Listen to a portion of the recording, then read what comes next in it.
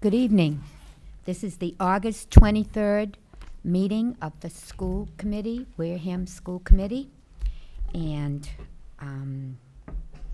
the meeting is being recorded by Mrs. Ruiz and broadcast by WCTV. And our first agenda item is public comment. Is there anyone in the audience who'd like to come down and speak? I guess not. And next we have good news. Would anyone like to share good news? Sure, I'd just like to welcome staff back next week and wish them a good year. I'm sure that it will be.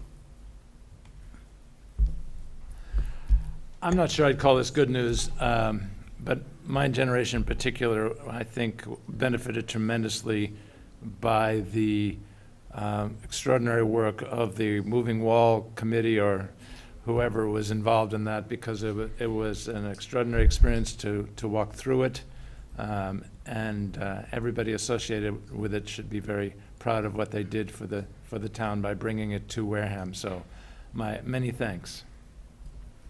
I'd say I agree with this. It was so moving and very emotional time, but I'm very proud to be from Wareham who brought this exhibit here to our town. And a lot of people did a lot of work for such a long time. And I also would like to say the CARE program. I heard it was like a very successful summer for the CARE program, and I hope to hear more about it later. But I know that the students did really well, and they loved the whole program. So, anyone else? No. I would just like to thank our custodial staff, our clerical staff, and our administrators for all the hard work this summer. The buildings are gleaming. We're excited about opening our doors, and we've had a number of staff in decorating their rooms in anticipation. So thank you very much, and we're very pleased and happy that school is right around the corner. And I'd also like to add, I was thinking about the opening of school because I've been in education either as a student or as an educator my entire life. And it's like it's New Year's when you're starting a new school. It's the equivalent of a new year. It's an air of excitement there going on for everyone involved in education and all the children and all the parents too. So Happy New Year to everyone.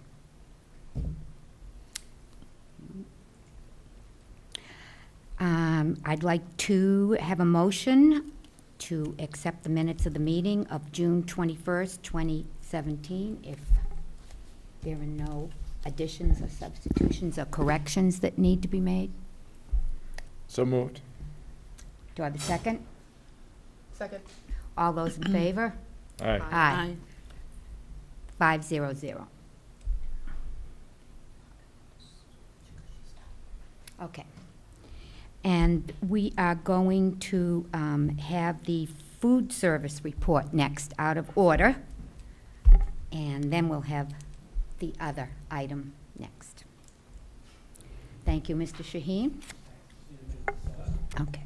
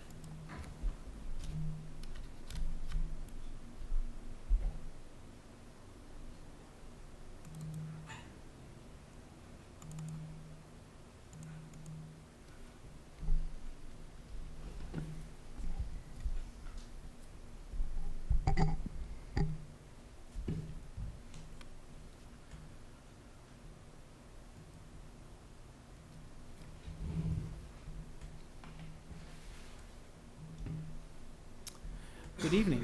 Can you hear me all right? Yes. Okay, so I'm about to start. So I'm Robert Shaheen, the Director of Food Nutrition Services here at the Wareham Public Schools, and I'm giving a report on this past year in the Food Service Department.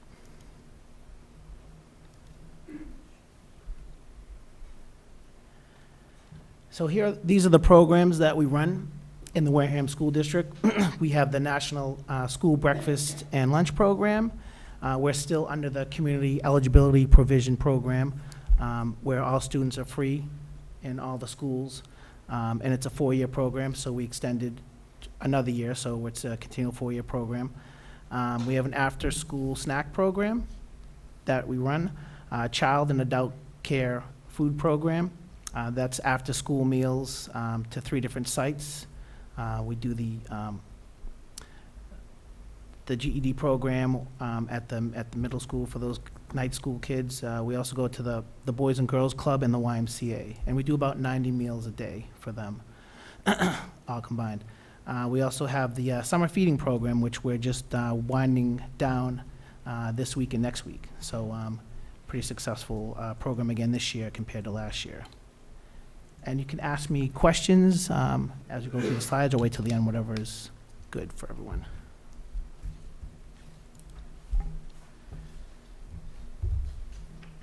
Okay, so here's the part of the food service financials. This is revenue for last year and this year for the different programs that we had. Did you have any questions?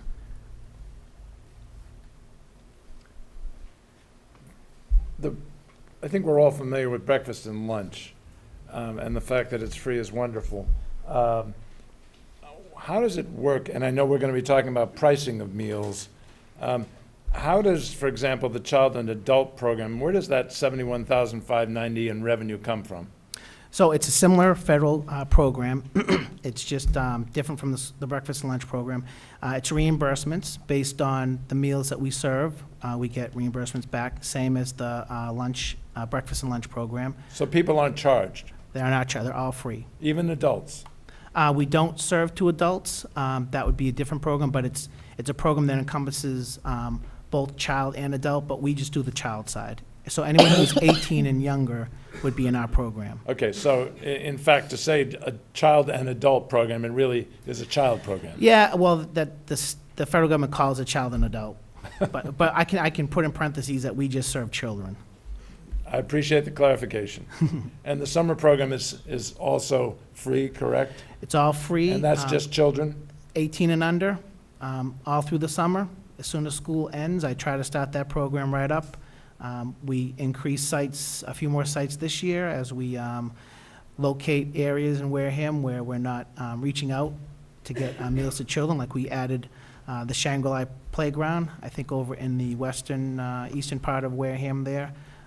Deacon's Playground, we did a site there, and we went to Swift's Beach. There's a playground over there. So as we find more sites, we keep adding them throughout the year. So is it fair to say, from a revenue perspective, unless it's a second meal or an adult during regular school hours, teacher, for example, there aren't any charges associated with what you do for the people consuming the meals? Correct. Okay. Now, this leads up to the most important question for me, and that is, every time I turn around, I see things like block grants and other types of monies from federal, state, federal perhaps especially, under threat. Do you feel like any of these programs are threatened as a result of changes in philosophy at the government level? So from the folks that I talked to at the School Nutrition Association, and I take part in some of that during the year to try to get information about where the climate is. And right now, based on what is happening in Washington and the programs that they're working on, like taxes and health care, that the child nutrition programs are not something that they're looking at for this year or next year. So as far as I was told, and I speak with the person who's in charge of the School Nutrition Association on the national level, and she gets sends out emails and newsletters and updates, and she feels that, that we're in a good spot for the next few years, and doesn't seem like there would be any changes to the programs or cuts. But block grants are definitely on the forefront of the School Nutrition Association, and they're vigorously fighting those efforts not to have block grants. I'm thrilled to hear that. Thank you.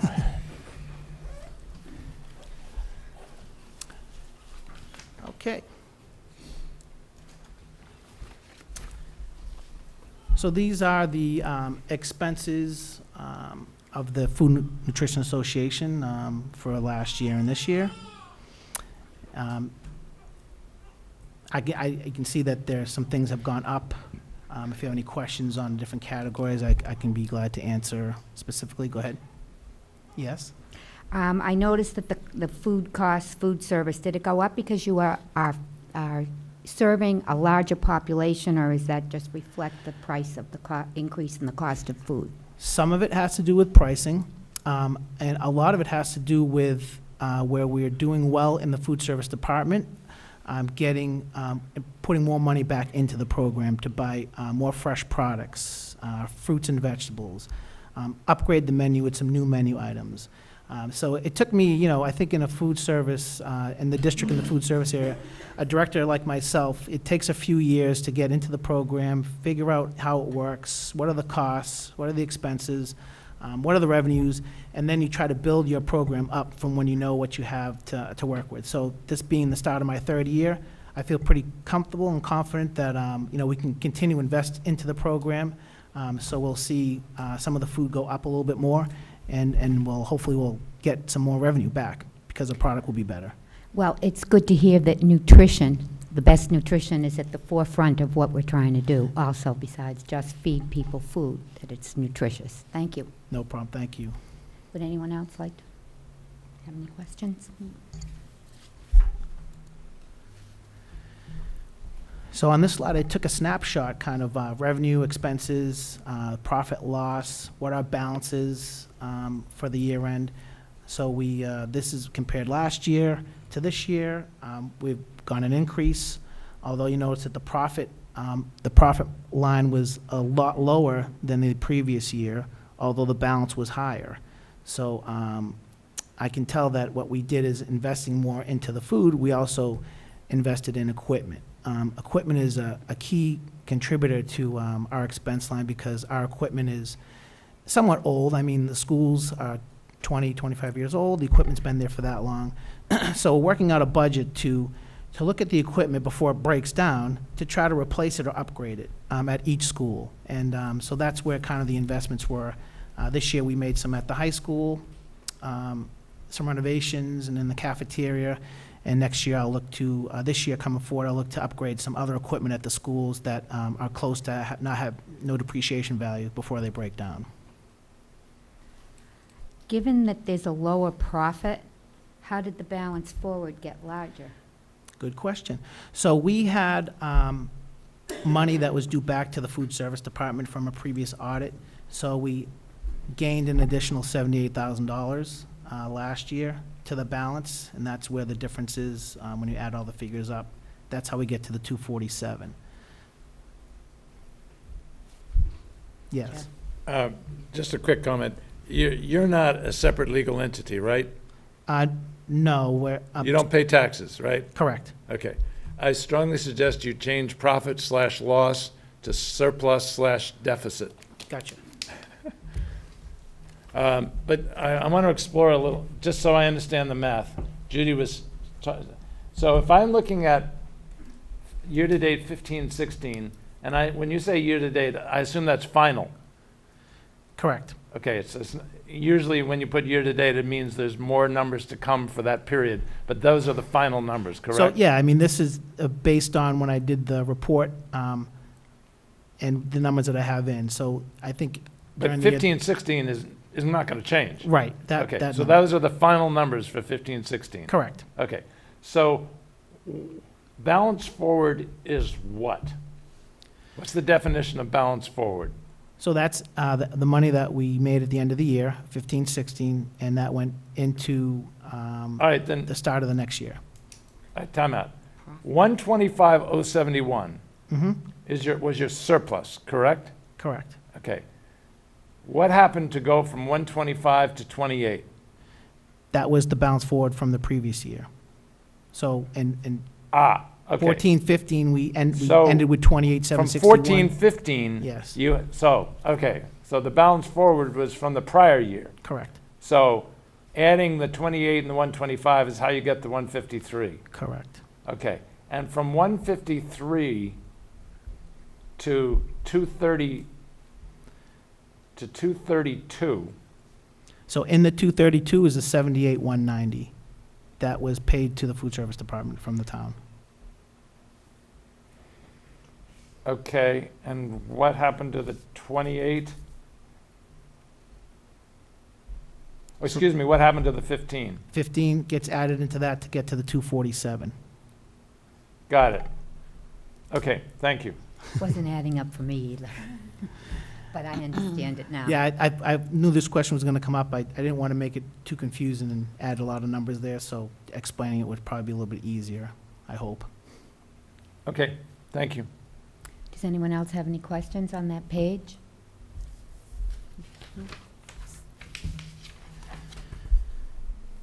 So during the year of 2016-17, the grants and funding projects we had during the year were the summer food service program. I got a grant for about $9,000 and $9,058. With that money, we added the 3 new sites that I talked about, totaling about 13 sites that we have for the summer. And then I used a good portion of the money to fund 2 garden projects. I continued the garden project with the library this past year, which has been very successful. And I also put some money into the middle school garden project that the kids run during the, when they're at that school during the summer, so for their program. Another very successful thing that they use, I think at the middle school, they grew some products and get the kids to try to work with the food service to make a few things with the kale. But, we didn't have a lot, so we just try to give them an idea of what we could do with the products that we had. Couldn't feed all the kids for that day, but they got an idea of how we use the product that grows. So it was a good learning experience for them. The Wellness Committee, we got about $8,000, and we used that money, very proud of this project, at the middle school with Nicole Stammer and the help of Indiana Troop, who's been a tremendous asset to the Wellness Committee. He's a great student, done a lot of great things for the program, and I'm really glad I'm able to work with him on some things, a lot of good ideas. So we have these wrist monitors, kind of like Fitbits, and during the class, their phys ed class, Nicole can hand them out to all the students, and as soon as they put them on, we have a projector, goes up on the wall, and it gives a percentage of their heart rate, of how much they're active, how much they're moving around. And it's great to see the kids competing with each other to try to get their rate up. So it gives like a green if you're in the 80, 90%, yellow if you're in the 50, 60, 70%, and then red if you're below that. So it's a great tool to use. We're still trying to figure out the best way to do it. We can take some of that information and pass it on to maybe the classrooms that do statistics and, play around with that and give them some things to do. So it's been a real win. So we're looking to expand that some more, but we're starting that project at the middle school, and we've had some good success so far with that. We also have some money that we use for an initiative that the state is doing with asthma awareness initiative in the classroom, and what they do is they look at the cleaning materials that are used, and then just the whole atmosphere of the classroom, how things are set up, where things are placed, are there leaks, are there water spots in the wall? All these things attribute to asthma conditions and what you can do to try to combat that. So we're working on that with a grant. We should be getting another $3,000 this year for supplies and training. We're going to do that at the middle school also to start there. So that's a pretty good project. And then just trying to get more ideas with the committee members to try to collaborate with more things that are happening in Wareham. There's a lot of stuff that goes on in Wareham. So we just need to reach out and instead of doing all the work ourselves, collaborate with some groups that are doing some events and things, and partner with them to work on wellness activities. Breakfast in the classroom. has been a huge success since we implemented it at both schools. Now we're at the John W. Deacon, the Minot Forest Elementary School. This year, we did the Minot Forest. Started a little slow, but we got it going after the first few months, and it's been a huge success. We also worked with the EOS Foundation that helps get breakfast into the classroom, and they supply grant money. So it's $10,000 for each school, used for teachers to buy supplies, and it's all for them to use that, which has been great. So I'm working on that. With the Deacon School has the complete grant of $10,000 they're using right now to get supplies, and then the Minot School should have the remainder sometime in the fall. Also, what happens is we get extra money for if we have a certain percentage that we increase by. So right now, the participation at both schools have gone up 15 to 20%. So from the 50 percentile participation rate up to 75 and 80% and a little higher at the Minot School. So that's been a great success.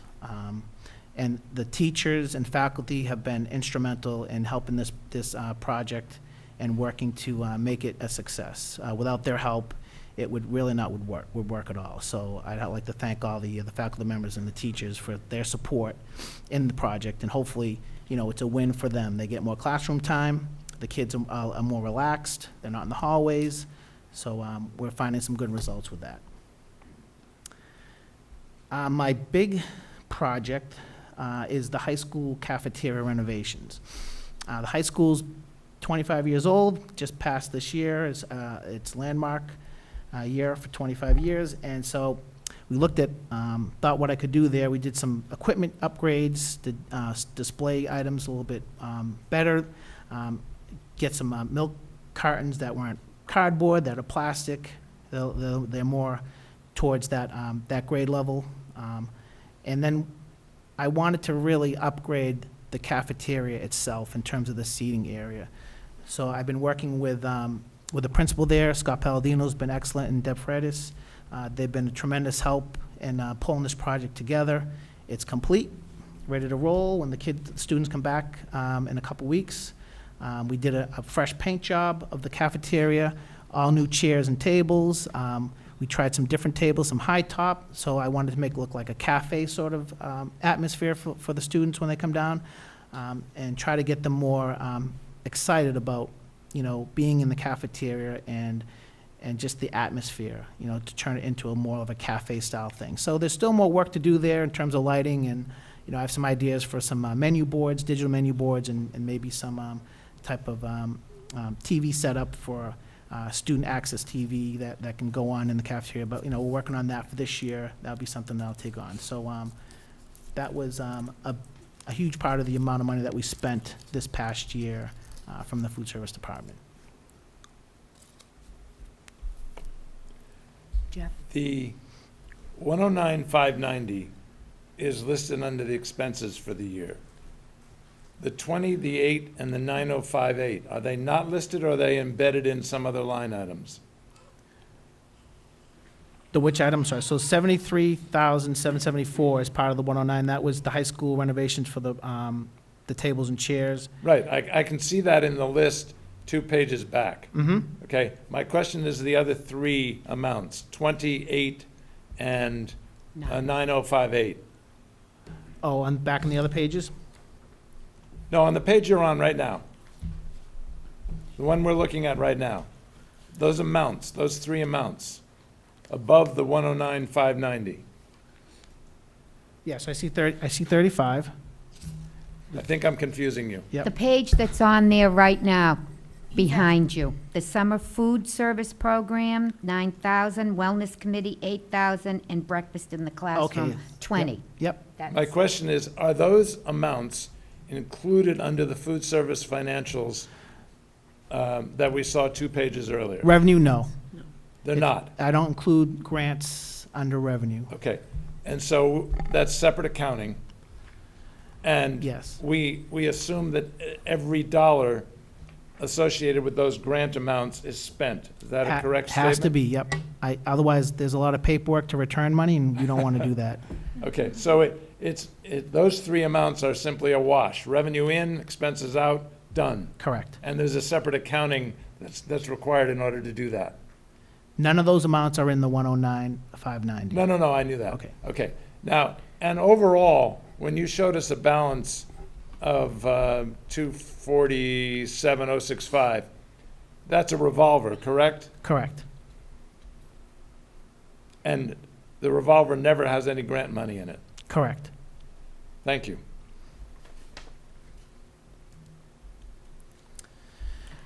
So here we're going to go I have a into- question on that page. sorry. I'm sorry. It's just from not always knowing all about the food service program, and when you mention that 3 new sites were added to feed kids in the summer, and it's Swift Speech Playground and Shangri-La, I mean, I live right there by the playground. I mean, do kids know that, do you come by in a truck? Are there kids waiting for you to eat there? I mean, how do you go to these sites, and what do you expect? How do you plan for them? Right, so I've done some advertising in the Wareham Weekly.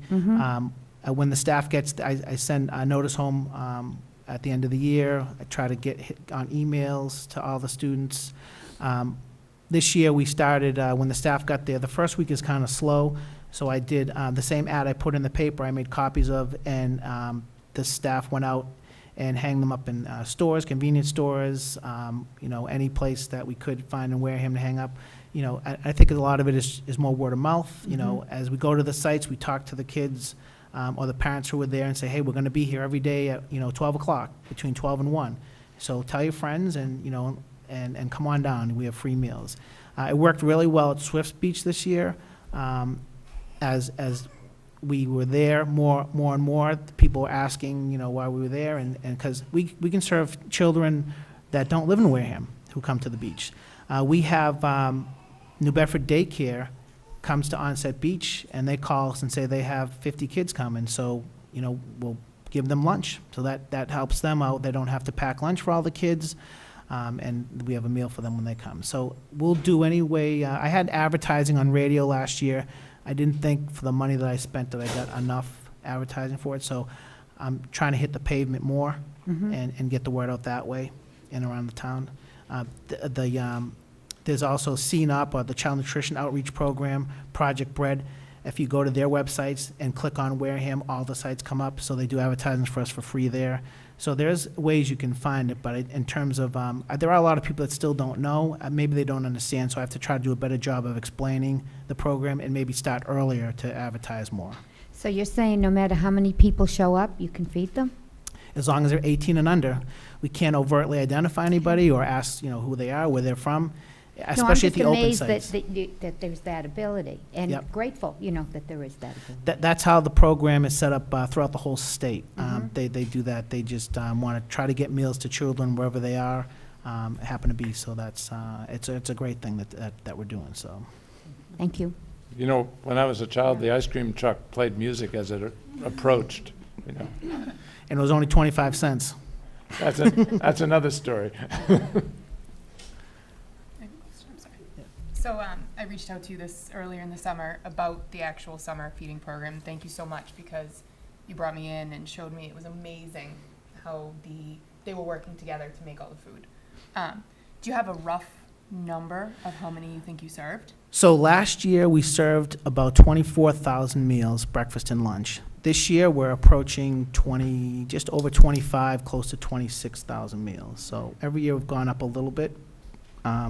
And then it depends on the weather. So this year, the summer was a little more cloudy and cooler than last year. I think we had more sunny, warmer days throughout the summer. It just seemed like that. So, that has an impact, especially if you go into the beach area. You're not going to get many people if it's a little overcast. But, the whole point of opening more sites and getting to different areas will just help those numbers go up. Do you think it was impactful, the new sites? Absolutely, yeah. And- Yep. Even if we serve two students for the hour, it's definitely worth it, because those are the 2 students or 2 children who didn't have access to meals, and they got lunch or breakfast. So I think it's definitely worth it to do that. Thank you.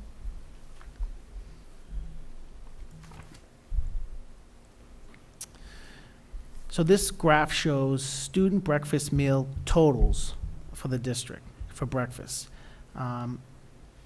Across the board for this past year, we were positive in total meals at each school.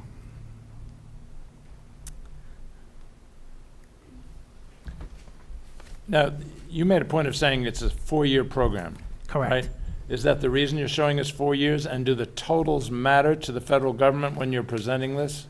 No, that's all the information that I was able to gather since I've been here to get accurate information to show was back at 13, 14, and through the last 4 years. So I'll just continue to show the years as we build them up. But I couldn't find good information before that to put it into a graph situation. So, Oh, that's fine. yeah. And the spike at the high school is from 2 years ago to last year. That's the result of it being free last year and it was costly the year before, correct? Correct. Last year, the year before last, the high school was not in the program. So how does the federal government decide whether to continue the program from year to year in this 4-year program? So the community eligibility program, provision program, is based on your free and reduced number. So you can do it by school, or you can group a bunch of schools together. You can do the whole district. So But do you still collect that data? every month I do a list up to see if our percentage changed, because every year I can refinance and get a better rate, which we But did this parents year. no longer have an incentive to provide that data, correct? I do it through I get the list through the IT department of all the students, and I send it to the virtual gateway at the state. Okay, but where does IT get it? Through Power School. And so if So parents- it's just basically a name, a birthday, and a student ID number. And from that information, when it goes to the state website, they can tell whether the student is directly certified, which means they're either getting some type of Okay, benefits. now I'm talking to the superintendent. So you see my point, that if it's free and no one has to put a check mark to get anything, what is the benefit of a parent designating themselves as eligible for free and reduced lunch? Michael has the answer.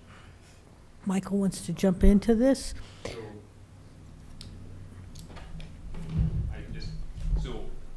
So the system used to work that parents had to supply an application for free or reduced lunch, but it doesn't work like that anymore. So the state has moved away from that process, and instead that they use this state database which draws on a number of different programs to identify parents, families who are low income, and then once they're so it's what's it called? I can't remember, but it's Directly certified. directly certified by the state, so we don't actually ask any of our parents to fill out paperwork anymore. Do you think it's proven to be accurate? So, well, I think, so they did adjust their percentages because they recognized, I think, fewer people were recognized through the direct cert than might have been through Exactly. paperwork, but the state adjusted their percentages to reflect that. And they added more programs, so like certain parts of mass health you can get directly certified based on what benefits that you get.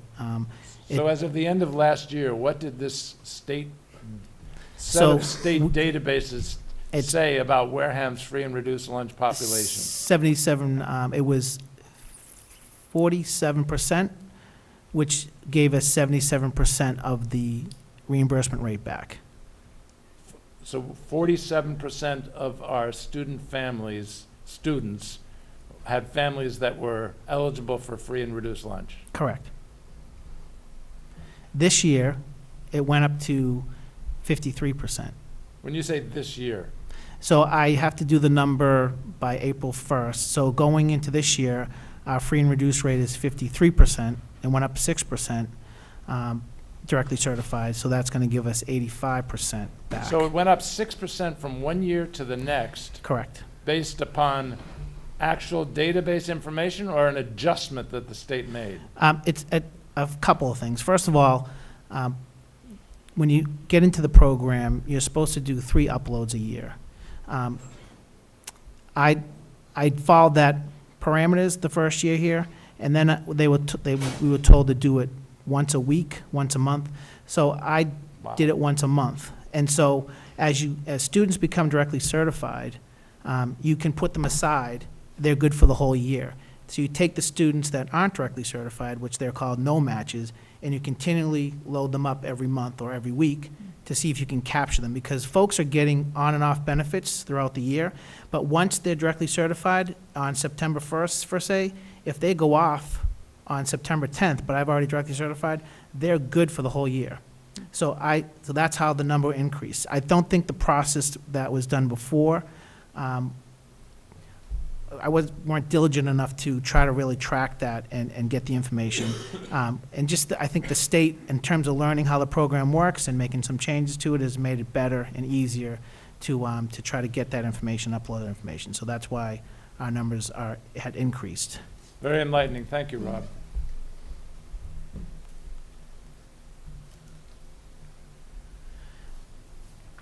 Participation rates for breakfast are as follows, pretty much in line with meals.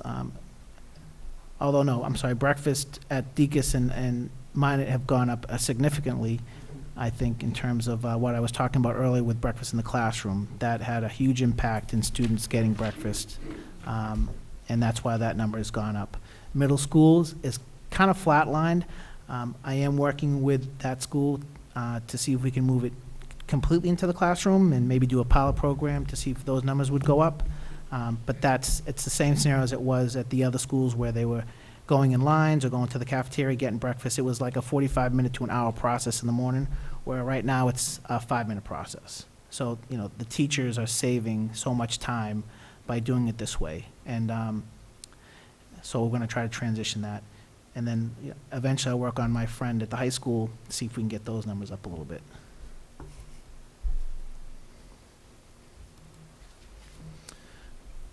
Student lunch totals. So we had a little dip in the Deacon's school, and that's concerning because I see the trend going down here. So we're working on some menu items and some new things and trying to get more feedback from the students as to, are they not participating because they don't like the food, or are the numbers lower because there's less students there? So we're definitely working on that. But we had a pretty good uptick in the other 3 schools, especially the high school, because this year the meals were free, so we saw a good increase there. But the other schools, I like that number moving up a little bit more, which is good.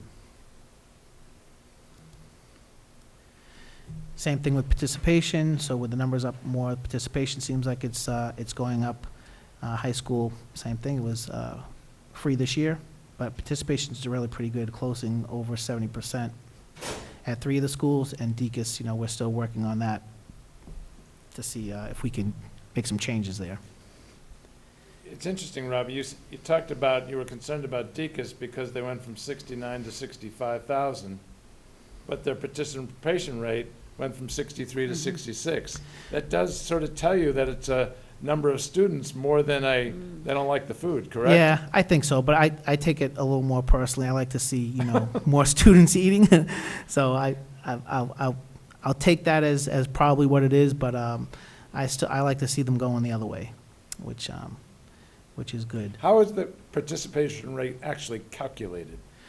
So we take the average attendance, average daily attendance, and then based on the average meals served to come up with that calculation. So if attendance drops, your participation could actually rise. Yeah, it's, Okay, Michael and I have gone back and forth on this a few times, so, but we're trying to make it simple. fair enough. Thank you. Thank you. No problem. Any more questions? Okay, so the next part is the food service website. And so we've partnered with this company called School Nutrition Network. So I'm going to see if this is going to work. Nope, it didn't work. So I wonder if I can, let's see, maybe I'm not clicking on it in the right way. All right, let's try it right here.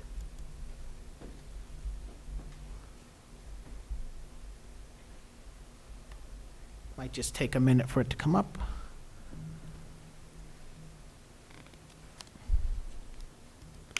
So when you go to our website, there is a spot where you can, when you click on food service, it brings you to the food service website.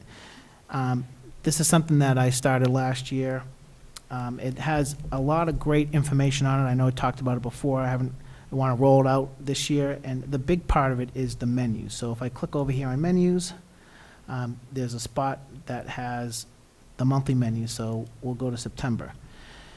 So the part of the project this year was to comply with the federal government and the state on getting all the nutritional information on the menus. It's important, you know, I think for parents and students, you know, nurses, you can track all different nutritional information. So let's just go here to the high school. So when you click on here, Rob, we can't Just so see- you know, we we can't can't We're see. not getting you that can't at see all. it? No. Oh, man. You can click on the link that What do I do? Go right to it. I think if you. Yeah, that's a good point. Which one did you click on, digital menu? I didn't bring I clicked on the first one and went right to it. Websites? the website. Yeah. I had to Make start that. with I didn't bring Just that right there, down. you're finished with that. Yep. Website. Yeah, go back to it. Ah. There it is. All right, sorry. Oh, good. So here's the high school menu. Now, I still got to play around with the format, because it looks like things at the top here are overlaying on what the words are saying for high school lunch. But, for instance, as you click on or cursor over items, you get a beautiful picture of what it looks like, and, you know, we want to make sure this is what it looks like when they come up to the line.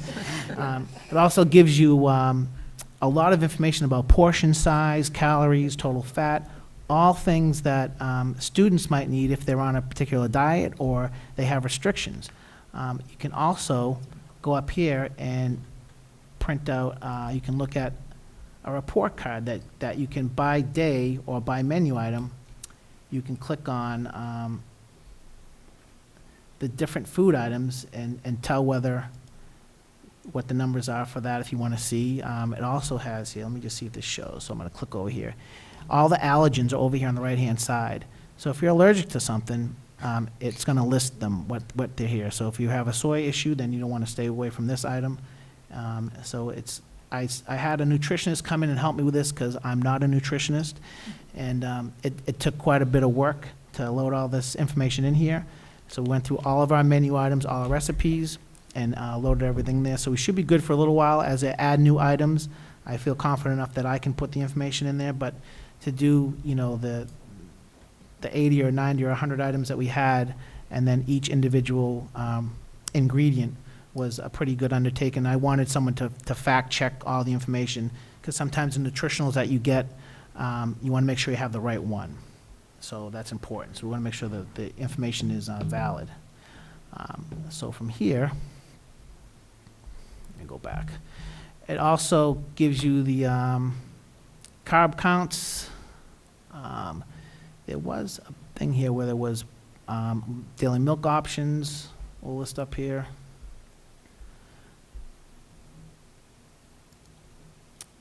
And you can either click on it or cursor over it. It shows you what the milk is, all the nutritional information there also. You can select a language that you want to see the menu in. If you go back to the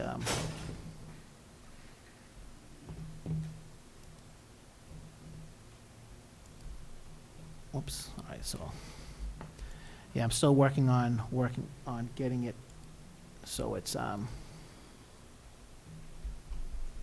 but you get the idea of how it is. So it's a great thing when you go and just sort of play around with it.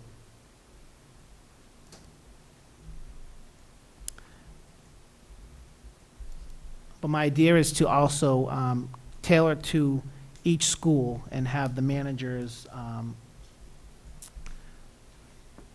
have some input on how to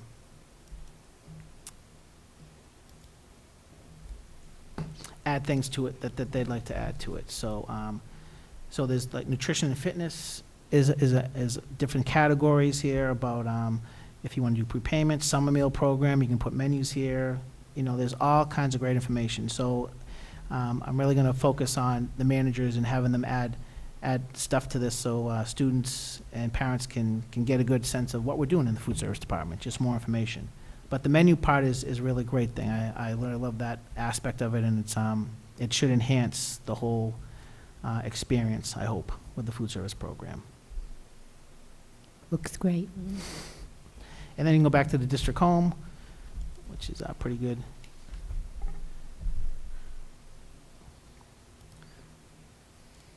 Well, we have slow internet, so I'll just get out of that.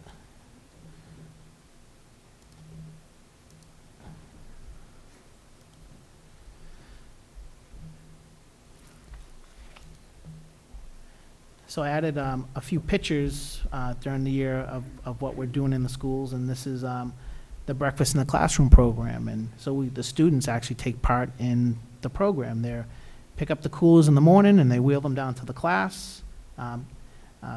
We have the Breakfast Brigade or the whatever they want, they call them at each school. They have little capes for some of the kids that they get to wear, and they're always trying to get to school early enough so they can be the person who's in charge of doing that. They really like that sort of aspect of it, and it's great for them, taking onus on having to do something with food service.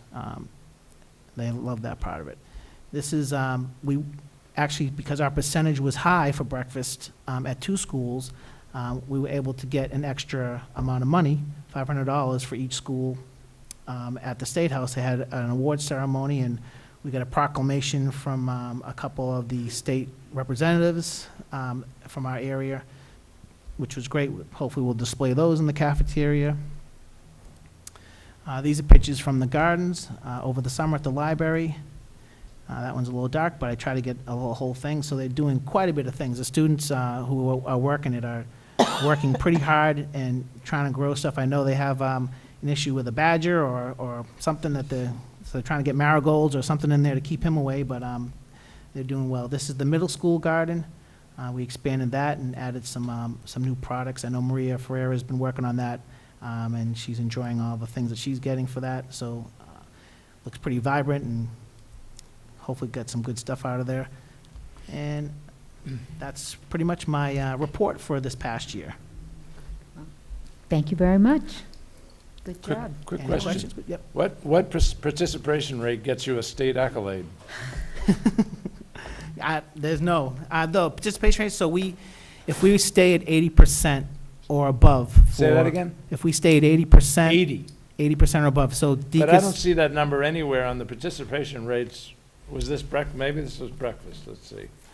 it was over, I think it was January, February, March, and April. I Oh, think it was, Deacon's had 80% participation. yeah, rate. mine it did too. They had, for quite a few months. It dipped a little bit near the end, but we made the cut under the parameters that they had for, Got it. I think it was just 3 months we had to have, so it worked out well for us there. Thank you, Rob. Nice report. Thank you. Next, I'm turning the, We have to do a vote. oh, okay. I need to recommend to the committee that the lunch prices be increased this year by 10%. They currently are $2.80. They would go to $2.90. Now, this would be for students that would want an additional lunch. You said Oh. 10%, but you Yeah, meant that's- 10 10 cents. cents, yes. Yes. Yeah, 10 cents. So I would ask the committee to please authorize the 10-cent increase to $2.90. Do I have a motion to approve the increase? So of- moved. Second?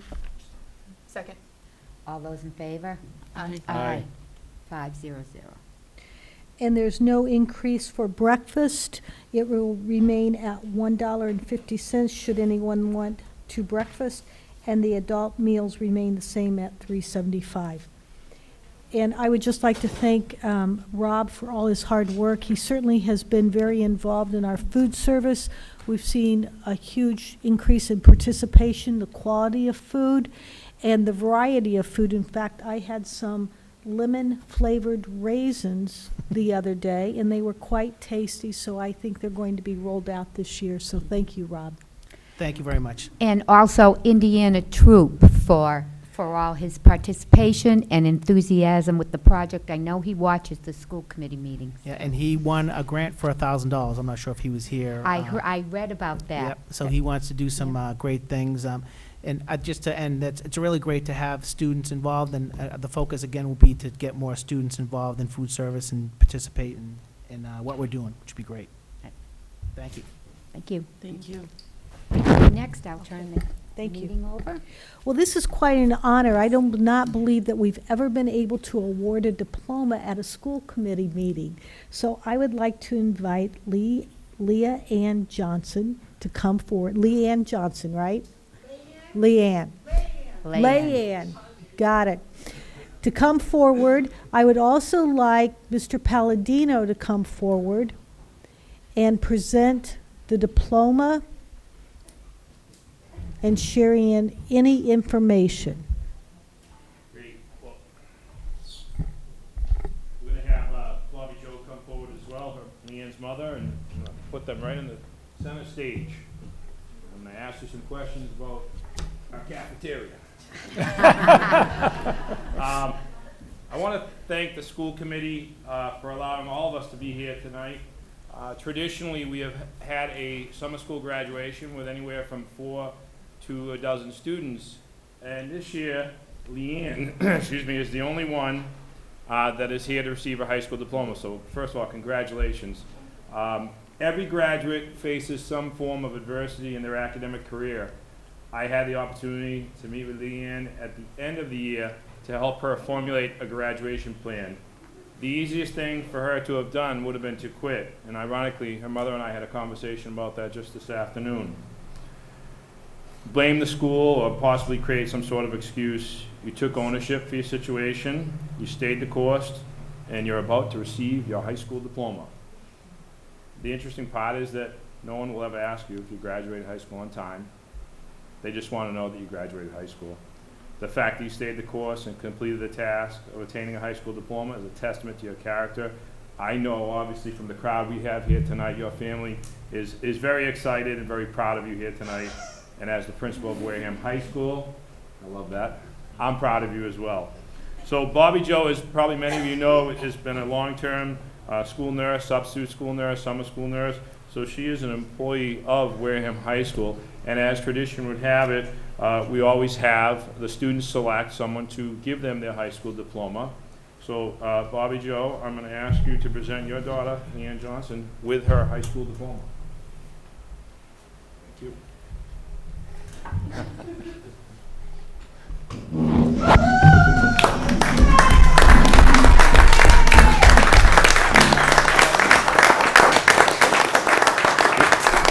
have one more step though.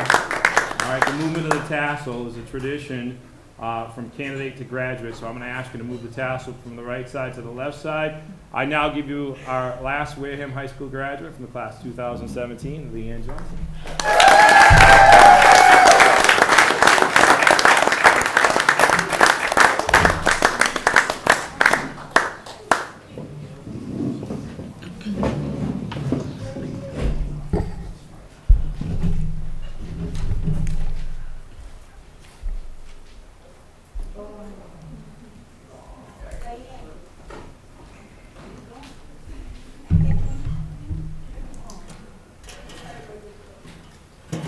Next, we have a report on the 5-year capital planning needs by Mr. McMillan.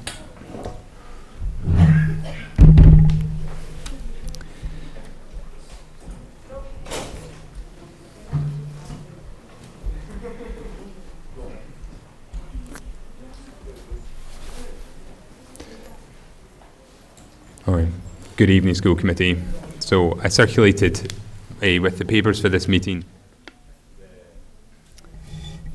the capital plan form that we have to fill out for the town's capital planning committee. So they required that a few weeks ago, so I sent it to them with the notification that it was draft because the school committee hadn't seen it yet. So that's what I wanted to present to you today, and also just give you a bit of background to how we got to that list and answer any questions you might have on it. So just what qualifies as capital. So this is defined by the town charter, and there are 5 different categories. I've highlighted in yellow the ones that really apply to us, which are construction, renovation, or improvement of all buildings and grounds, the cost of which exceeds $50,000. Number 2 is sewer or stormwater construction projects, less relevant to us. 3 is all new vehicles. 4 is all non-vehicular equipment, the cost of which exceeds $25,000. And number 5 is acquisition of real estate, which again doesn't really apply to us. So any of the needs that we have in the district that fall into those categories, we submit to the town's capital planning committee.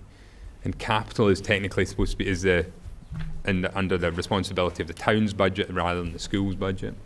And they tend to fund it in 2 separate ways. One is through free cash, which is funds which have not been spent essentially by the end of the previous year as approved by the state, or through borrowing. So how we identify excuse me, how we identify our capital needs, really there's 2 parts to this process. One is the annual facilities condition review, where the district facilities manager, that's Jamie Andrews, walks around the school with the head custodian.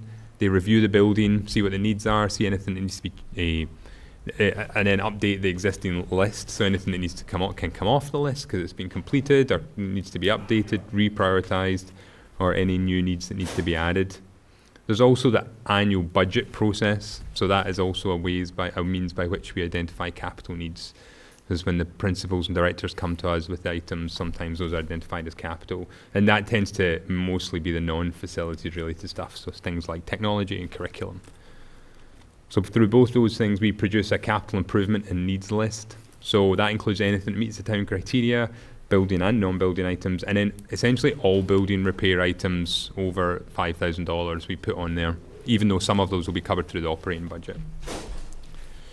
So then we prioritize the list, and I give you a document that kind of goes into a bit more detail on this, which we prepared last year, but essentially what we do is we rate each item based on the likelihood of failure, and then on the consequences of that failure, and those consequences are weighted. So the impact on health and safety is obviously the most important, but then impact on school operations, future expense, and then impact on the district strategic plan or vision. So sometimes these items are very important to the direction the district is going in. And this is the list that we prepared. Excuse me. This is the list that we prepared for the town's capital planning committee.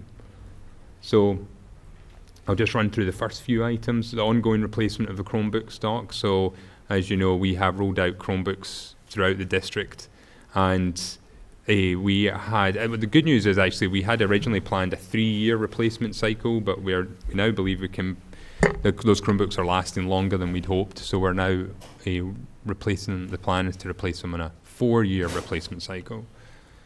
We have ongoing needs to replace and repair components of our HVAC systems, particularly at the high school and middle school. Repair of furniture, equipment and fixtures, repairs to buildings and grounds, and instructional materials programs. Sorry. And then number 6 is an item which has been on this capital plan before, but has been reprioritized following our experiences in the summer and some experiences during the last school year, and that's to upgrade security at the middle school and elementary schools. And that's really to put in place a more comprehensive security camera system and also to upgrade the door entryway systems. So also on this list, we have replacement of student transportation vehicles. So you may recall we recently had bought many more buses for our student transportation department. However, there's an ongoing need, and unless we repair them on an ongoing basis, replace them on an ongoing basis, the fleet will get back into the state it was before. So these funds would buy 2 small special ed buses and 2 passenger vans, because we don't always use buses for students. I'll give you the next. So we'd like to start replacing our high school stage boilers. So we have 6 boilers at the high school, and it makes sense to start replacing them one at a time, and rather than wait until they all go. And that's the sort of thing we'd discuss with the capital planning committee, because they may decide that we'd like to wait until we want to replace all of them at once. The fields and ground compact utility tractor needs replacing. And again, there's I think 14 rooftop condensing units at the high school, and we'd like to start replacing them. So those are the ones we highlighted for this year, and then there's more there. Obviously, I won't go through them all. But is there any questions or comments? Oh, go ahead. So that adds up to a little over 700,000. Yeah. that's fiscal year 2018, which we started almost 2 months ago. Yeah. So in what sense is that list relevant, since the budget for the operating budgets for the school and the town have already been fixed by town meeting? Yeah. Does capital planning have a different notion about what 2018 is?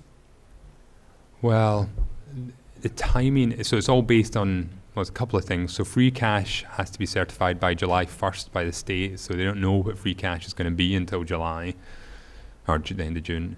Then, End of June yeah, for last year. of FY17, of just the June just passed, is when we'll know what the free cash availability is for the upcoming town meeting. Correct. Yeah. So we'll know what the what free cash was generated presumably from Yes. 2017 Yes. in a Goes few into- months. Yeah. Yes, okay. So this is it's definitely an issue for us, that where essentially there's a lag between us identifying the need and then the funding being identified. But my point is, you don't expect any action to be taken in fiscal year 2018 on this list. Well, this goes through to some of these will be identified for the fall town meeting. So these For the would free cash? you for mean? free cash. For yeah. appropriation? Yes, at the town Really? fall town meeting. Yeah. So that's Okay. a similar process as to happened last year. Okay. And then the rest would have to be put into our budget for So, the following well, year? so actually, none of this ever gets into our budget. It all has to be kept separately because Okay. they can't change our appropriation now. But they would either, so for some of the bigger items, the town may decide. So a lot of this comes down to how much free cash the town has and competing demands. So this is, if you like, just the first round of this process, and we will now go up against the needs of municipal maintenance department and other police department and so on, and then the town's capital planning committee will prioritise them, and then that's when this will all shake out and we'll see what we can get. Are there other funds available besides free cash from the town so the other main also? way that the town funds expenditure such as this is through borrowing, but they tend to borrow for bigger purchases, so for like the replacement of the boiler and the roof at Deacon's. And that's where it gets into, we get into a conversation about the staged boilers. So if it's going to cost us 30,000 to do one, should we wait and do all 6 at once and borrow for it? So then you do, say it costs you 300,000 or 200,000 to do all 6. Do you just wait and borrow for it instead of trying to do it piecemeal? And that's that sort of decision that we need to talk to the town about. So right now, it's capital projects, but it's basically a capital plan of what you need, and we Yeah, don't know if the we're gonna projects will get. be able to do the project. So Exactly. we have to go in and sell it, or Yes. try to get the money to Exactly. fund this and find the best way to do it. To fund it, yes. It's just a plan of what we need, Yeah, and then exactly. try to exactly. see what we can do. And all the other the town departments do To go- capital planning also. And It's a similar process. So basically, excuse me, what's happened in the past is the capital planning committee will hold sort of hearings, not hearings really, but meetings where they'll ask us to come and present our capital plan. And then they'll review it and talk about it and ask us what's changed and what's gone up in prioritisation. And the town administrator and the town treasurer will be there. And sometimes the FinCom attend that as well. And that's when they start to identify. And then essentially ultimately it's the town administrator's decision to what he recommends to the selectmen to go on as articles for town meeting. And that's what will determine what is actually funded. Okay. Thank you. Thank you. Does anyone have any, Jeff? Just out of curiosity, if you took the rules that you had on, I guess, the very first page, Uh-huh. and applied them to all the school's assets, any idea what the annual depreciation amount would be? So so say that again. If I use this Applied the list, rules to all the assets, this list to identify what was capital. those are the rules, right? Uh-huh. And applied them to all the assets, excluding, let's exclude land and buildings, Mhm. okay? Just other assets. Any idea what the annual depreciation expense would be if we were actually running a business? I know it doesn't make sense to do it for us. But so at the moment, it'd be pretty small because most stuff's fully depreciated. All the major components in our No, buildings. no. I'm not asking it. Oh. I know it's are you saying, Like if you think of like the boilers at the high school, or even the boilers what you're at the high saying school. is most of our stuff is fully depreciated and would See, have so- dropped off the books? Yeah, I would say so. So if you assume most stuff gets a 20-year lifespan at the most, then all of our buildings are older than that. Maybe some of the stuff at the middle school, so maybe like the boilers at the middle school might be okay, but definitely. So, but more recently, some of the things we've done, so the Deacon's roof and boiler and the and the PA system at Deacon's that's recently replaced, that sort of thing might. I mean, I have no idea what the actual number would be. I suppose if you but included buildings, yeah, obviously the number would jump up. yeah. Okay, thank you.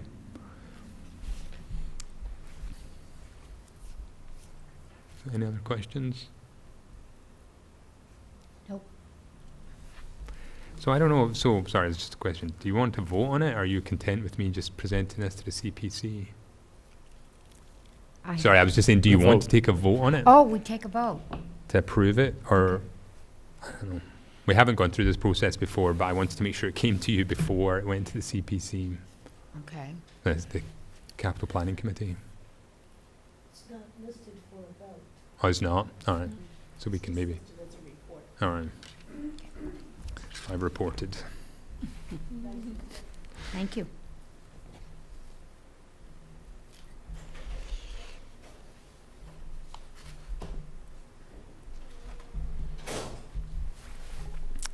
So you ready for my next report? We certainly are. So, Holding our breath. excuse me. Those who have a vote. So I circulated a report outlining some of the key financial statistics from the FY 2017, so that's 2016-17 financial year. I've tried to put as much information in that report as possible, and We noticed. yeah, and I tried, so in the past, there's been a lot more graphs and charts, and I actually tried to put fewer and more qualitative description, because I wanted to try and really give a story of what's been our priorities, which ones we've chosen and which ones have been thrust upon us, and to give you a sense of the financial picture for the school. So that all said, I might not have the answers to all of your questions because there's a lot of detail in there. So if I have to go, I will do my best to answer any questions you have, but I may have to go and do some further research. So I'm just going to highlight some of the key pieces from that report. So this slide summarizes, and this is a chart, this is a table just taken straight from the report. This summarizes our primary revenue sources and the expenditure from those sources. These are so the source is in the left-hand column, and then it has the financial year across the top. And the financial year is, financial year 13 is actually 2012-2013, starts in July 2012 and finishes in June 2013. And so the Buy It School Committee, so that's the budget that you vote on that is appropriated at the town meeting. The in-kind expenditure is that which the town undertakes on our behalf. And the third line is the revenue from revolving funds and grants. So I'm going to go into each of these in a little bit more detail. But you can see that overall we saw an increase of about $1.5 million from FY 16 to 17, which is encouraging by any measure. However, a couple of points of caution. One is just the increase in expenditure from school committee appropriation was about $870,000, which is the highest it's been since before FY 13. But it does come on the back of multiple years of small increases or decreases. In fact, it's just about a 3.2% increase in the 4 years since 2013. So although we have cut costs in those times, just some needs have not been met, and just because they've not been met doesn't mean they've gone away. So 870,000 was a good increase, but it was still less than had been requested. The increase in the in-kind expenditure, that is a rough estimate, as we are still working with the town to determine the final numbers. And the increase in revolving funds and grants is actually a small decrease in grants and an increase in revolving funds and school lunch. So school lunch is also included in there.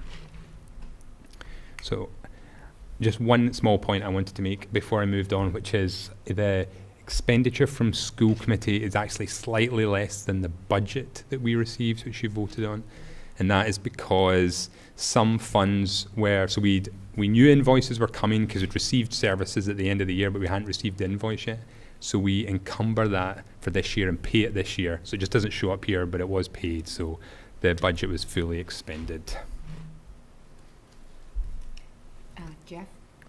Before you leave in kind, could you describe for the committee the process by which that number is determined Yes. and the primary reason we have gone, we were at 8.4 million, it dropped down significantly, and now it's back up close to where it was 4 years ago or 5 years ago? So I actually, so I Oh, jumped thank you. ahead. I jumped ahead because so this is how this is how the in-kind expenditure is identified. It's broken up for FY16. So these are, I'll just give you my little spiel, and I think I'll answer your question in there. So in-kind expenditure is for costs which are more practically, I mean, it's just because they're more practically managed at the town level. So like a employee healthcare, it would not make sense for us to go out and get our healthcare and the town to do it. So the town does it, we get a better deal.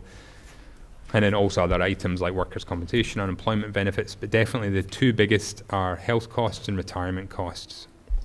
The town budgets, essentially the town budgets these at the start of the year at the overall level, and then at the end of the year, once we know the actual expenditure, we sit down with them and work out how much of that can be allocated to the schools, and therefore how much to the town.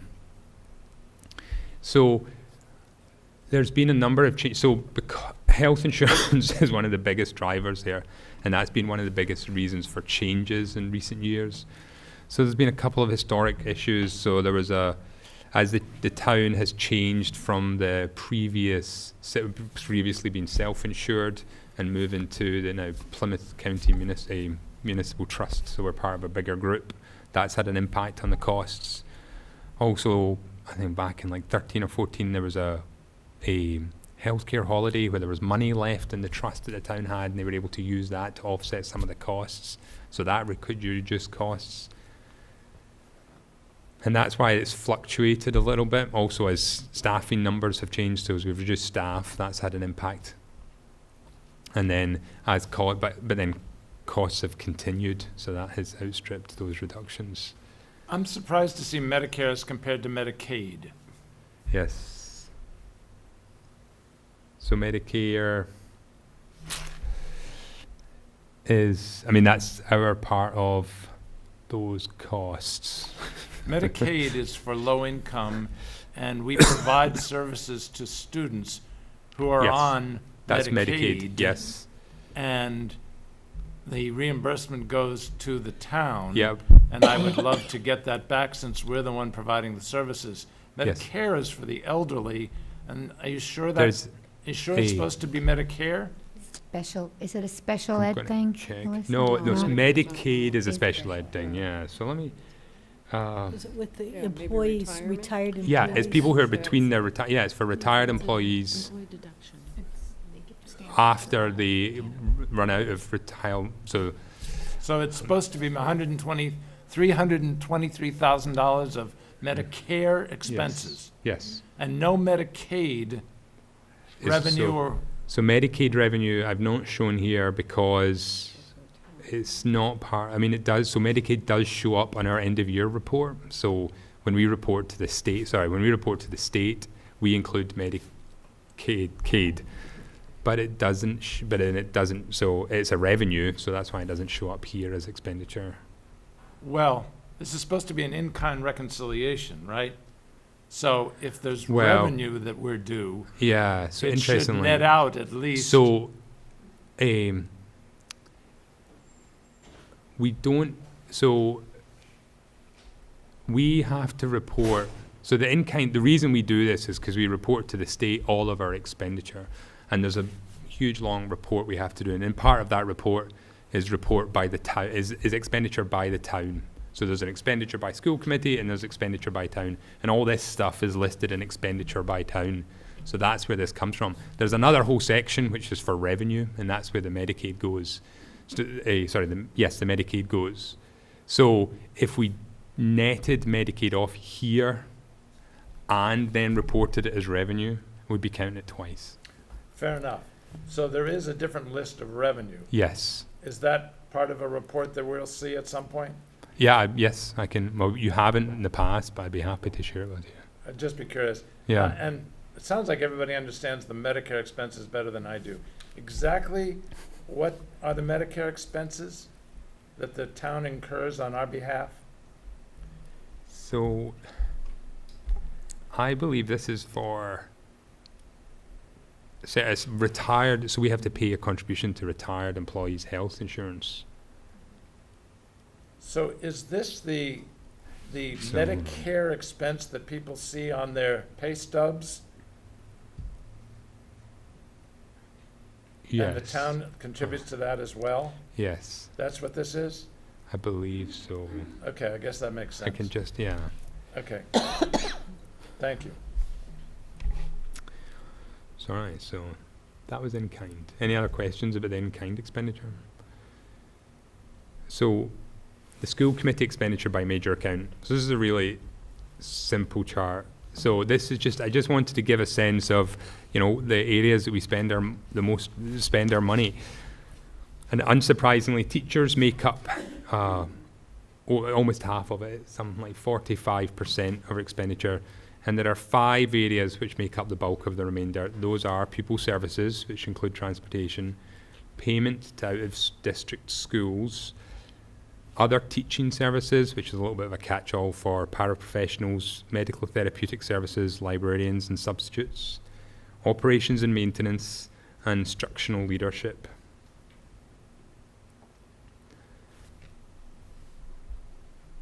So I'll just keep going, but okay, so I know that this is not the most helpful slides, and this graph is at first blush, maybe not that helpful, but I think it does help to give a bit of a story about how things have changed in recent years and where our focus has changed or increased in some areas. So in summary, from last year, from FY16 to FY17, there were notable increases in transportation, which a bulk of was there was a big increase in pupil services, the bulk of which was transportation. Teacher pay increased, as did guidance and counselling, and that category other teaching services. And this was paid for through the overall increase that we saw, and reductions in instructional leadership, operations and maintenance, and only a very small increase, less than 10,000 in instructional materials. So going back, if you then look back to 2013, the story's a little bit different. And those areas that dominated the increase in the budget, some of the same, so like pupil services, but also much more so payments to out-of-district schools. So that has been a major driver of the increase since 2013. And since 2013, there have also been reductions in administration, guidance, and counselling and testing, instructional leadership, instructional materials, and operation and maintenance. So you get to start, I feel like you get a sense of how our priorities have changed faced with shrinking budget, or shrinking or slowly increasing budget. We've prioritised staffing, supports for students against instructional materials and operation and maintenance, trying to reduce leadership. And then we've also been faced by some increases which have been, we've had less direct control over, such as pupil transportation and payments to out-of-district schools. Oh, go ahead. So, and it's the first graph I've ever seen with a secondary y-axis, so I Yeah, sorry, appreciate should I just being explain it? educated. No, I was just. It's just a little small to see. So No. it's It's not, that was just a comment. My Yeah. question is, the big increase from, 14, 15 in out-of-district. yeah. I was trying to remember when we closed West Academy. Is that partially explain that? Yes, that I think so. West Academy sort of. By the time we closed West Academy, there weren't that many students there. So it slowly. But at some point, it had a dozen or so students. Yeah. So and they slowly transitioned either back into district or to out of district placements, and that really was happening from, I would say, like midway through 2014, right through to 2016. So it's partially explains it. Yeah. I thought part of it, in your explanation, you said the number of students increased, but the So cost per student yeah. decreased. So I know that they had more Yeah. collaborative placements Yeah. and less private school placements Yes. going on in the last year. So that was really interesting. So when I looked at, this is just compared to FY16, our increase was much lower than it had been in the past. A little bit of that is explained because of circuit breaker was higher, but not as much as you'd expect. And the reason is just as you say, when I looked at the numbers, now there's a little bit of caution here because the numbers are hard because you look at numbers one day and then you look at them 3 weeks from then and they could be different because Because of the needs coming in, anything. But yeah. what I do is we always take a number, we report to the state October 1st, and that tends to be the numbers we look at. So when I look at the October 1st report in 2017 to the October 1st report in 2016, we had more students in 2017. So there's one guesstimate you can then make is that the cost has decreased in exactly what you said because we've been trying to use collaboratives more to reduce the overall cost per student. So I learned a couple of things in reading your report, another fine report, by the way. I didn't realize there are actually some circumstances in which we get 100% of after 4 times the average cost. Yeah. You know, when there's no parent or guardian. Yeah. I'm sure Mary knew Yeah, this yeah. like the back of her hand. But Yes. I had forgotten about this. But it also said at the very bottom that they have the capacity to take money back. They have the capacity to what, sorry? Take money back if after auditing our expenses, they deem that some of the expenses were not appropriate or relevant or whatever. Have we ever had that happen? Oh, yeah. So we did a couple of years, 2 or 3 years ago, so this is prior to Bev Shea, we had put in a claim for extraordinary relief because we'd seen such a big increase in our numbers. So we've never had to give back any of our core circuit breaker, but when they audited our extraordinary relief numbers, some of this, so it's very hard because you're doing it in the year at the time, you're counting students, you're trying to get numbers from their various placements. But when the state audited it at the end of the year, they said actually your numbers hadn't increased as much as you said for a few different reasons. And the big issue is it wanted has to money be back. tied to the IEP. Yeah, it has to be, but it also depends on like what placement they're in and how much of that you can then count towards their. Do you remember how Circuit much was breaker. taken back? And this was years ago, yes? I want to say, so originally it was good actually because originally they wanted like ballpark. I'm gonna say like I think it was 140. 140,000. Yeah, and they But in the agreed to end- take over 2 years, so they took 70,000. But in the second year, Mrs. Shea actually went back through all the figures and was able to take up with the state and say actually we didn't owe them all that much back, so they didn't take the second installment. So Okay, but not recently. not recently, no. Thank you. Any more questions on my spaghetti? So that was in kind, which we have touched on already. So this is our grant revenue. So and it gives the blue line is the federal grants, the orange is the state grants, and the grey is the private grants, which is generally much smaller. So speaking of which, circuit breaker is actually part of our state grants. So when we've seen an increase in in state grants, it's largely due to increases in circuit breaker. So I'll do this very quickly, but one of the problems with grant revenue is it doesn't necessarily come in the right year, so it tends to be like, so that sometimes when you see a jump, it's just because we got circuit breaker in the second week of July instead of the last week in June, so it went against a different school year. So what I did is I created a 3-year average on grants, so that gives you the previous years, the average of the previous 3 years. So like in FY13, it's 2011, 12, and 13 average, and that gives you a better sense, I think, of the trend in our grants. So you can see that we had a bit of a drop from the average in 2013, but it has started to level out. And what's interesting is the yellow line is federal grants, and then the red line is state grants. So state grants have fallen more so, and federal grants have fallen more so, and state grants have picked up the slack a little bit. But that's been in circuit breaker. So that relates to us having higher especially out of district costs. So in a sense, this fall's not been too bad, but the money that we are now able to use, more of it is in circuit breaker and areas we have less control over. And then how we spend the money that we receive.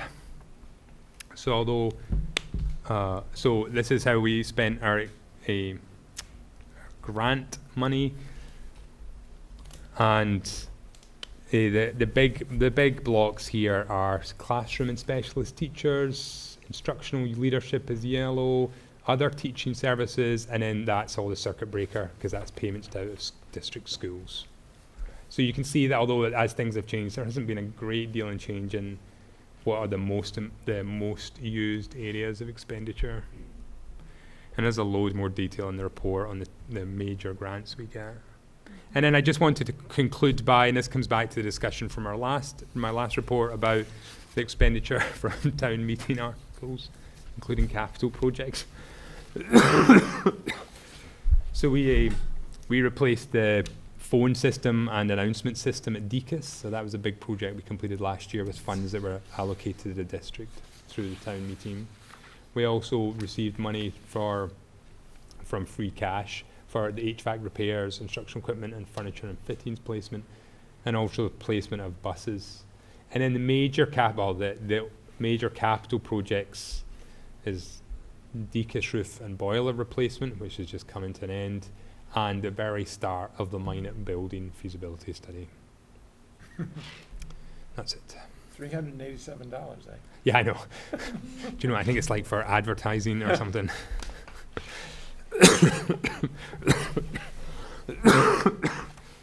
Sorry, excuse me.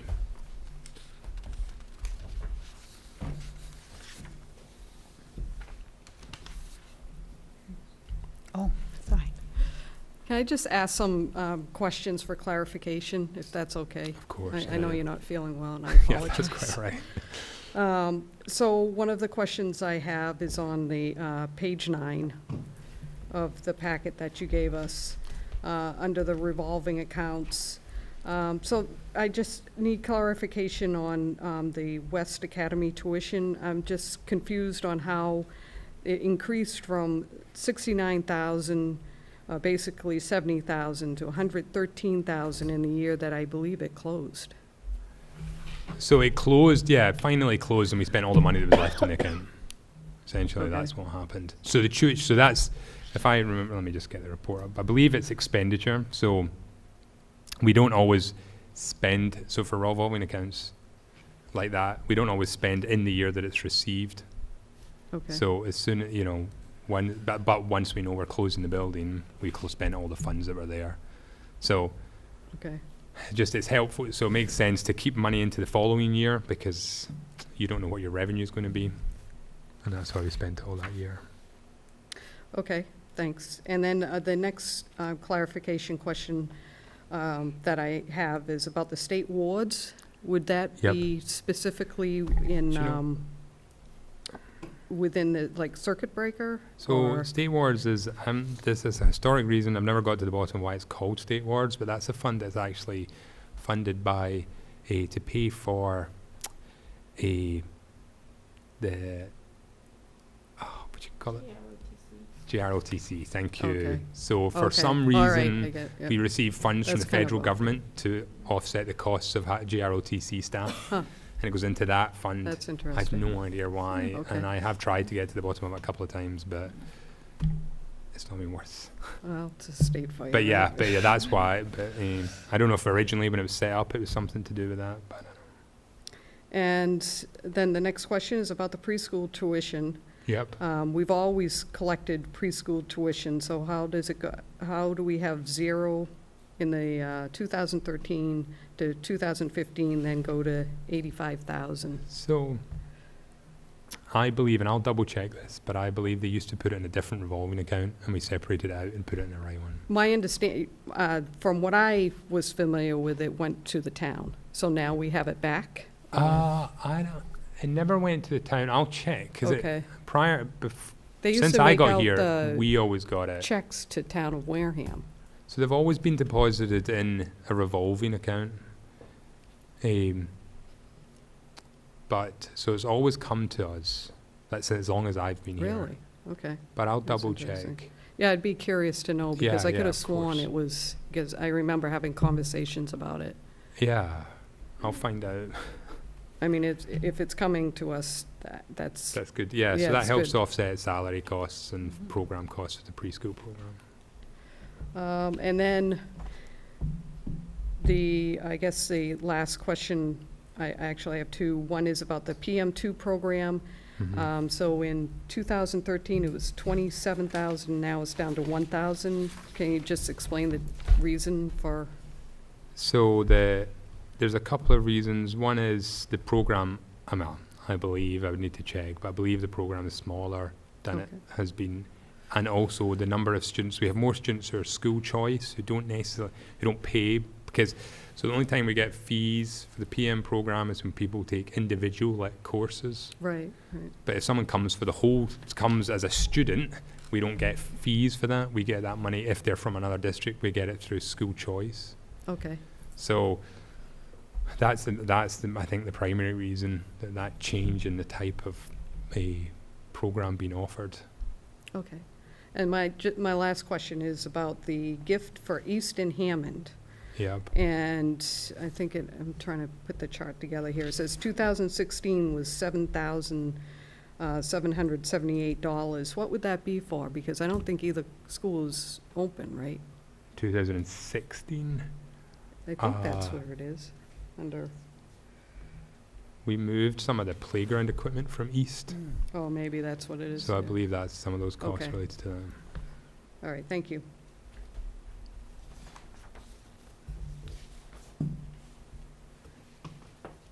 Any more questions? All right. Thank you very much. Thank you. Thank you.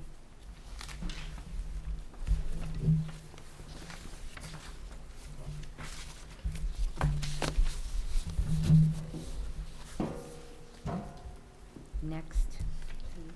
Sure. The rest of it? Wareham is a member of PCC, and I must be appointed, the superintendent must be appointed as a school committee, by the school committee to serve as a member of the board of directors. So I would ask you to appoint me to serve on the board of directors of Project Contemporary Competitiveness. Do I have a motion to appoint a superintendent to the Board of Directors for Project Contemporary Competitiveness? So moved. Second, Second it? I have a question. before we vote? Yeah. Yes, okay. PCC is the Stonehill program, Yes. correct? Yes. So, and I'm very familiar with that from students who have been to it. My question is, who's on the board of directors? If a town is considered a participant in PCC, is the superintendent automatically asked? Is that the way it works? Yes. So how big is this board? Quite a few, Yeah. like 20, 21, somewhere maybe. How And many districts are in it? so there are 20-some odd districts involved, and each superintendent is asked to be on the board. And have you ever had the pleasure of going to a board meeting? No, I've not had the pleasure. You've never, and how often do they meet? Oh, quarterly, I would say. Quarterly? Maybe you'd like to come with me. No. I've been to, it's a lovely place, but that's Okay. okay. I go to enough meetings. Okay, thank you. Mm-hmm. Need a vote. Oh, do I have a vote? All those in favor? Aye. 500. Okay. I would like to recommend the acceptance of the following gifts. A box of envelopes from Helen Correal of New Auto Parts in Buzzards Bay to the Wareham High School. That's a really unusual gift. Do we do this Useful. Do you separately? want to do it all together? Would that be okay? Yes. Yes. Okay, great. School supplies from teacher Libby Devers from donations made through Donor's Choice, valuing $1,180.45 for classroom projects at the Wareham Middle School. $6,000 raised through the Daniel Tabor Golf Tournament to the CARE Beyond School Time Builders Club Stage Program. And you have your list of donors. So I would ask approval for the 3 donations. Do I have a motion to approve the acceptance of gifts? So moved. Second? Second. All those in favor? Aye. Thank you. Oh, sorry. 500. Thank you. I would like to recognize Mr. Ronald Oliver as a teacher in the Wareham Public School System. Mr. Oliver is retiring. He began his teaching career in Wareham in December 10th, 1986, and he ended his career this year. And we will be sending his plaque to him. So I would just like to publicly recognize and thank Mr. Oliver for his years of service. Next, I would like to ask for approval of the bills, payments, and warrants under the Mass General Law. We have a number of them. So if you'll just bear with me, I will go through payroll to begin with. I will read the numbers, and if you would like the dates, I would be happy to provide the corresponding dates. Well, maybe I'll read the date. June 24th in the amount of $241,814.75. Payroll week ending July 1st, $103,332.45. Payroll week ending July 7th in the amount of $95,134.55. Payroll week ending July 15th in the amount of $152,972.87. Payroll week July 22nd, $148,392.61. Payroll week July 29th, $163,363.08. Payroll week August 5th, $180,696.28. Payroll week August 12th, $154,712.87. Payroll week ending August 19th in the amount of $126,169.38. And I would ask for the committee to move approval. I have a motion to approve the payroll. So moved. Second? Second. All those in favor? Aye. 500. Okay, thank you. Now we have bill warrants in the June 30th in the amount of $578,235.36. Bill warrant July 30th in the amount of $787,803.42. July 13th, $12,390. Bill warrant July 27th, $222,764.04. August 3rd, $87,475.46. August 10th, $47,512.65. August 17th, $95,945.60. August 24th, $123,619.46. And August 31st, $108,615.22. I would ask the committee to move approval. Do I have a motion to approve the bill warrants for the summer? So moved. Second? Second. All those in favor? Aye. 500. Thank you. All right, now I have some interesting information to share with you. Currently at Deacon's, we have 570 students enrolled. Our average class size in kindergarten is 21. In first grade, it's 18, and in second grade, it's 20. And please, this is, as of today, before we have enrollments at the very end or people leaving at the very end. So this is just current to give you an idea where we're at.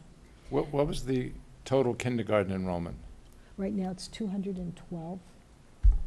There was a time not long ago where you were really concerned about that number being well under 200. It was, and then we started the influx, and I made the decision to add the 10th class, and since we've made that decision, we've had 16 students enroll. Wow. Mm-hmm. Any particular insight as to what's going on? No, but we're very happy to have our students come. Yeah, that's good news. Going along in Deacon's, back to school night for parents and students will be August 28th from 5 to 7. This will also be held at Minot. This will be a time where the elementary students and their parents can tour the building, see the classrooms, and then learn more about after-school activities and enrichment opportunities. We have the kindergarten rally, and that will be on August 30th from 5 to 6 o'clock in the Deacon's cafeteria. So we would encourage all kindergarten students, their parents or guardians to please come out and join in the rally. At Minot, currently we have 197 students in third grade, and in fourth grade we have 194 students, and in preschool we currently have 81 students. At the middle school, we have a total of 729. Fifth grade, we have 173. Sixth grade, 186. Seventh grade, 184. And eighth grade, 186. Fifth grade open house will be August 29th from 6 to 7. And some events happening at the middle school throughout the year. Project Lead the Way is expanding to fifth grade, and it will include computer coding in fifth grade, and in eighth grade, they will be working with Green Architect.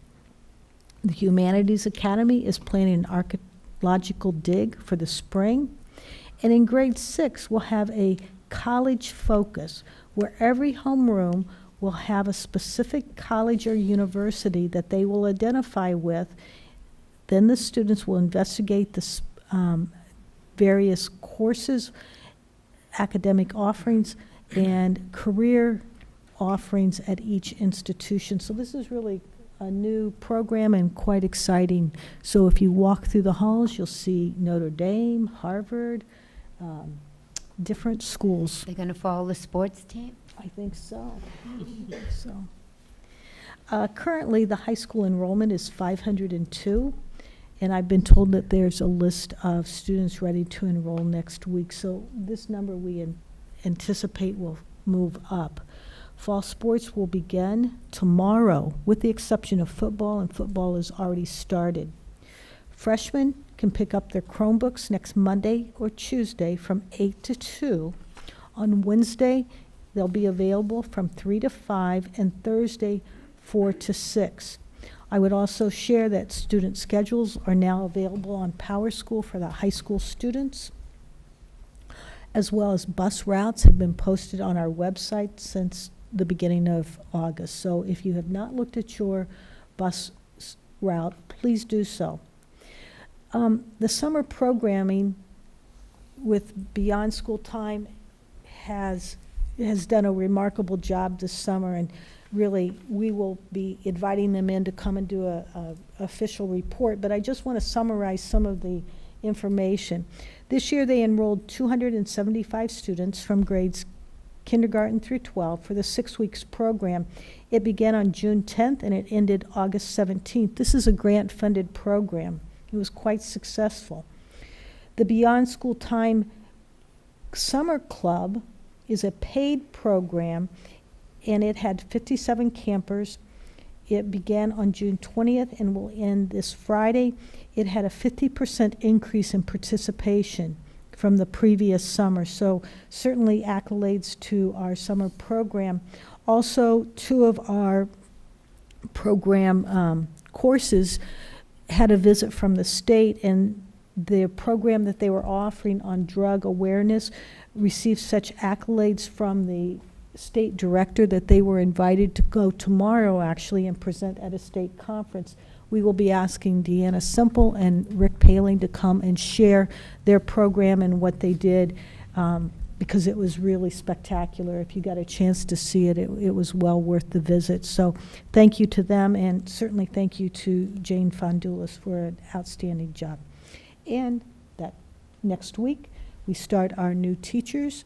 They will be here on Monday and Tuesday.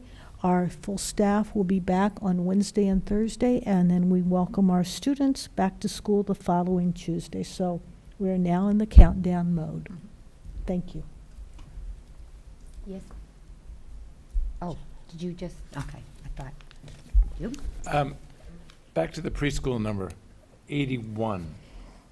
For some reason, I have this memory of that number being somewhat larger, at least at the end of last year. Is that a good memory? Yes, it does. And actually, it will fluctuate throughout the year as students turn 3, they'll start coming in, or as students move in or are identified, they'll start moving in. I believe we were at 104 last year.